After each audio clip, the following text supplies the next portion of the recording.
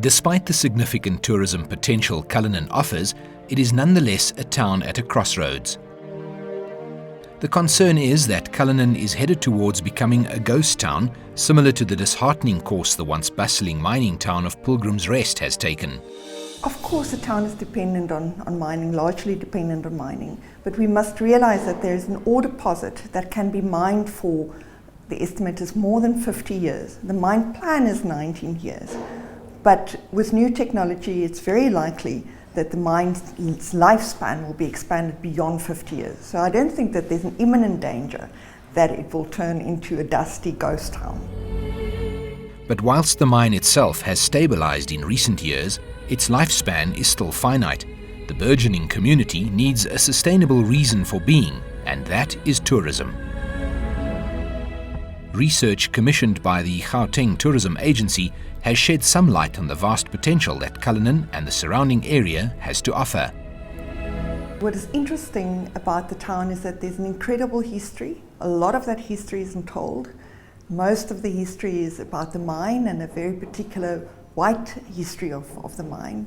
There are layers of history around the role of the town during the World War II, the role of migrant labor in the mine that's actually currently not told. A lot of those assets are hidden. That's the one part. The other is that the market research shows us that there is potential in certain domestic markets to expand the potential of the town and to reposition it in terms of how it's portrayed in the market at the moment. For Cullinan, its history and current tourism potential is a double-edged sword. The town's target market strategy of this older, white audience has seen dwindling arrivals and occupancies, forcing closures of tourism businesses.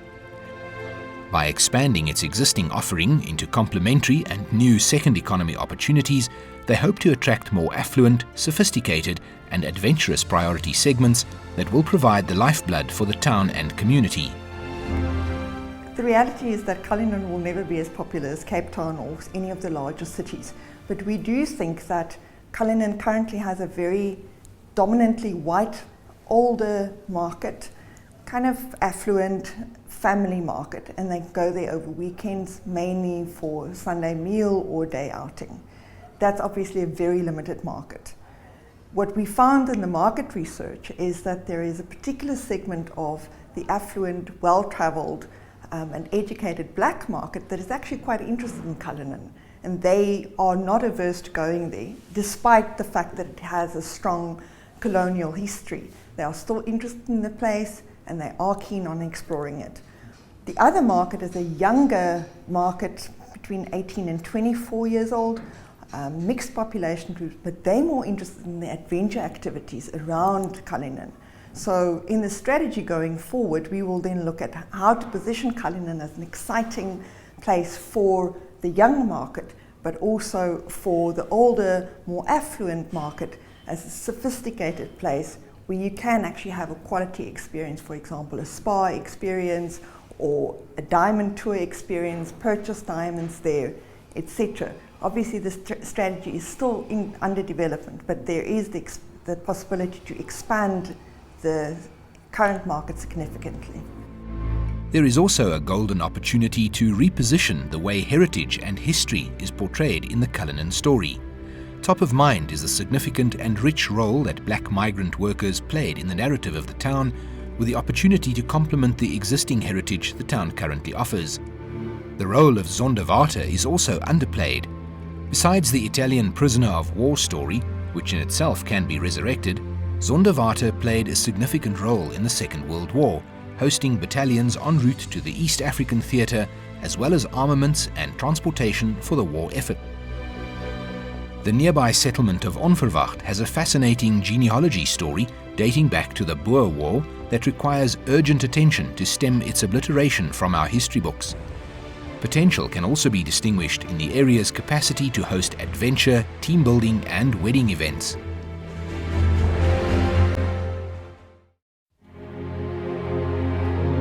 Perhaps the town's prime drawcard, the Cullinan diamond mine, which produced the biggest known diamond find in the world. This tourist gem of a town certainly carries that feather in its cap. Cullinan's open-cast mine is among the biggest in the world, 4 times the size of the more famous Kimberley Big Hole. Visitors can see replicas of the mine's most famous gems, and diamond cutting demonstrations keep the tourists coming to the diamond hub.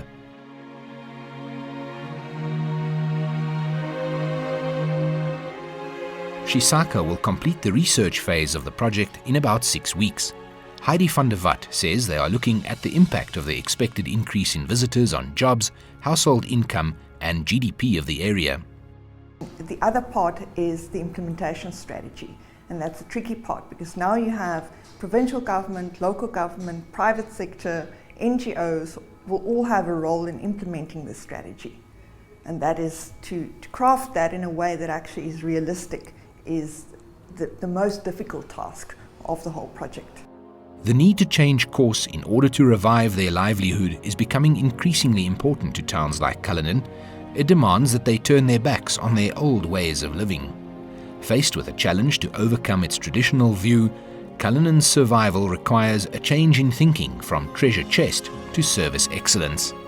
Local government will have a role in terms of urban management, keeping the place, the pavements clear, upgrading road signage and directional signage to visitor attractions, accommodation, etc.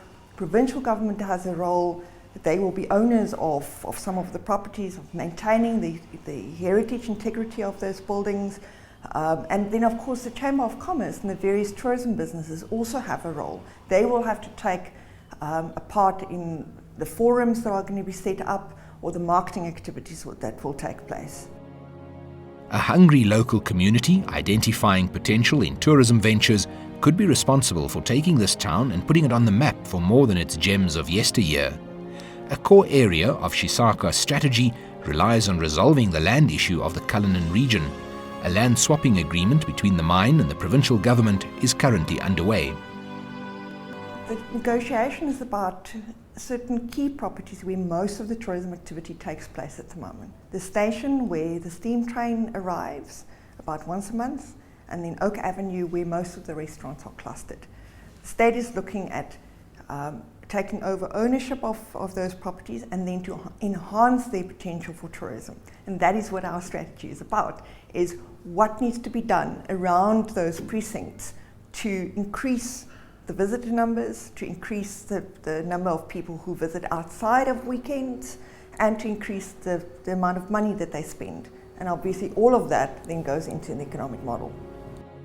A long-term view, should the strategy succeed, will see the quaint town evolve drastically in job creation, sustainable long-term opportunities, economic growth, accountability and a thriving, robust energy.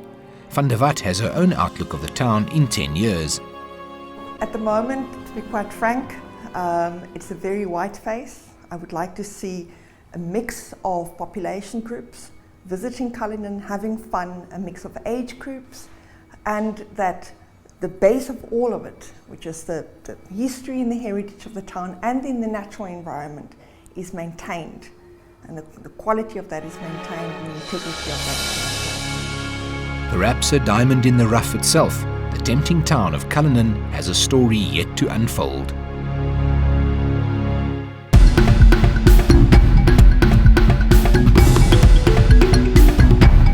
On the show, we'd like to keep you in the know, so here's a roundup of tourism happenings this week. Michael Tatalias announced his resignation after 7 years at the helm of SATSA. Michael has swapped tourism for studies in Canada. Known in tourism circles for his extensive knowledge, we asked him for his view on the state of the industry. So what we've seen with the stats coming through for South Africa and also for the region, there's a bit of pressure on them, but they are starting to show positive trends, which I think is an exciting aspect. And what we're seeing is the traditional markets from Europe, which are responsible for a big number of our tourists coming through, the markets there are starting to want to look at long-haul travel again. And South Africa is back on the menu. Some of the other ones have always shown some good growth. They've continued, that's Canada and America.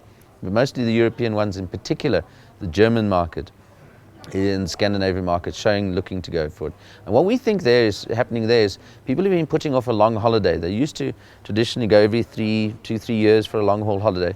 And they've been putting that on hold, mainly because of the economic crisis in Europe and the rest of the world.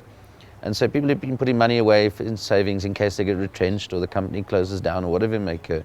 And they're putting a nest egg for a rainy day. I think there's a little bit of renewed confidence in the market that they may want to start looking long haul. And that's quite exciting because what they're looking for now is they're looking to dream. If you haven't been on a long haul holiday for 5-6 years, you're back into long haul planning for the first time in a long time. So you open your mind up to what is it I'd like to do. And all of a sudden you want to do a destination that's not run of the mill, you want to do something that's different, a dream destination, dream about the things you want to do. And that old safari, that old chestnut, the safari in Africa, and see a country like South Africa, the turnaround, the Rainbow Nation, that's back on the cards again.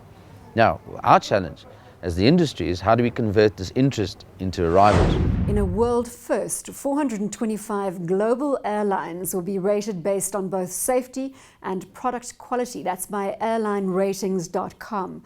For the record, in the maiden ratings, our national carriers scored a respectable 6 out of 7 for safety and 5 out of 7 for product quality, whilst low-cost carrier Cullinan.com weighed in with a 4 out of 7 for safety, 3 out of 5 for product quality. Mango scored 4 out of 7 and 2.5 out of 5, respectively.